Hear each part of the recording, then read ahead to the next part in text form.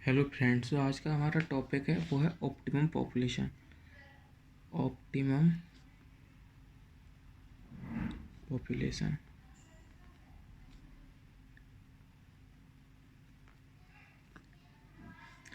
तो आज हम सबसे पहले पढ़ेंगे कि ऑप्टिमम पॉपुलेशन होता क्या है। तो हमें ऑप्टिमम पॉपुलेशन पढ़ने से पहले जानना पड़ेगा कि पॉपुलेशन क्या होता है।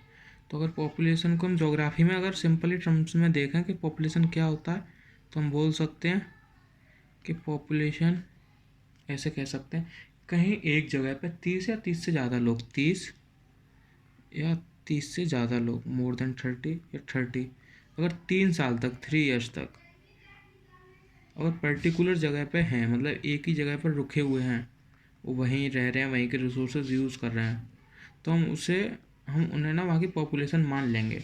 जैसे मान सकते हैं कोई ट्राइब था, अब वो कहीं से जा रहे हैं, मान लीजिए बंजारेज है, कोई बंजारे जा रहे हैं नॉर्थन इंडिया में। वहाँ जाके उनको ना एक जगह जाते हैं, वहाँ उन्हें दिखता है कि यहाँ की ना लैंड काफ़ी ठीक है, तो वहाँ अपने ग्रुप के साथ रुक जाते हैं। अब जो उनका ग्रुप है वो लगभग 50 लोगों का है, और वो उस जगह पर 4-5 साल रहते हैं, तो उसने ना हम वहाँ की पॉपुलेशन मान लेंगे। तो यही होता है पॉपुलेशन का मतलब। अब हम जानेंगे कि ऑप्टिमम पॉपुलेशन क्या होता है। तो ऑप्टिमम पॉपुलेशन, इसकी सिंपल वर्ड्स में कहें तो इसे ऐसे कह सकते हैं, in optimum population, in optimum population the existing resources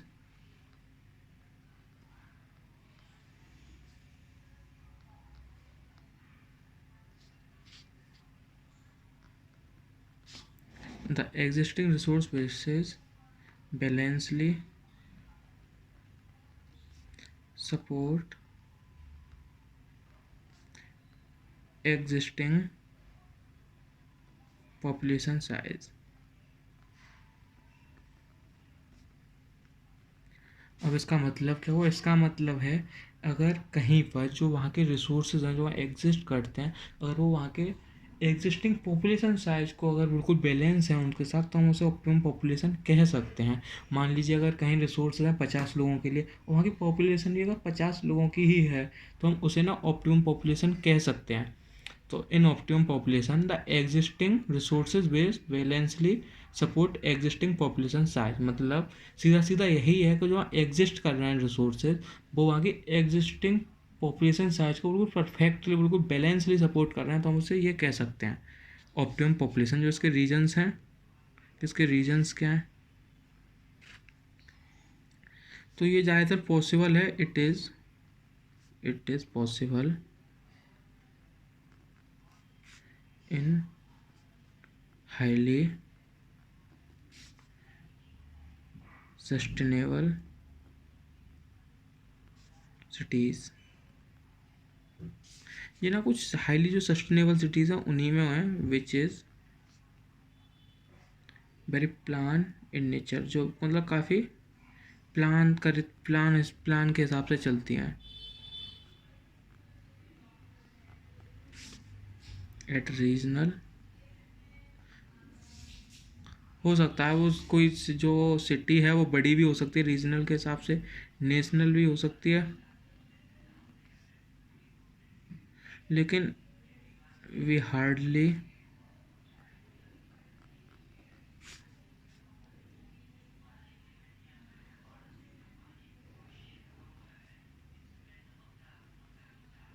लेकिन हमें एविडेंस नहीं मिलता कि इसका ऑप्टिमम पॉपुलेशन रिसोर्सेज का एक, मतलब किसी कंट्री में नहीं मिलता, मतलब कि कोई पूरी कंट्री ऑप्टिमम पॉपुलेशन पे हो।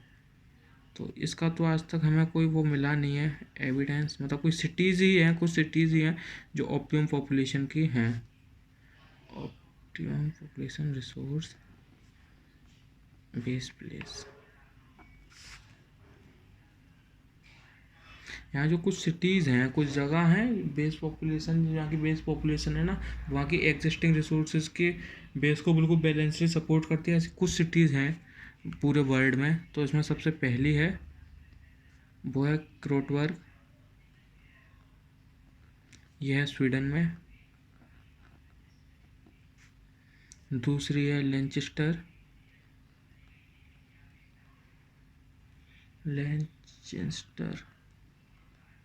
यूरोप में। तीसरी है ओस्लो ओसालो, ये है नॉर्वे में। एक है मेरी डार्लिंग वैली, चौथी मेरी डार्लिंग वैली, ये है ऑस्ट्रेलिया में।